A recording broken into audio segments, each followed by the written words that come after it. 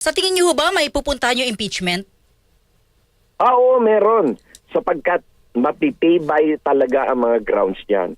Ito na lang bigyan kita isang example Opo. ng ground.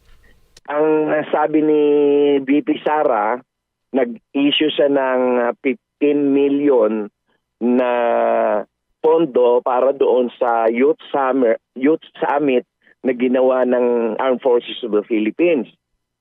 O, di ba, meron silang certification na nagbigay sila ng 15 million.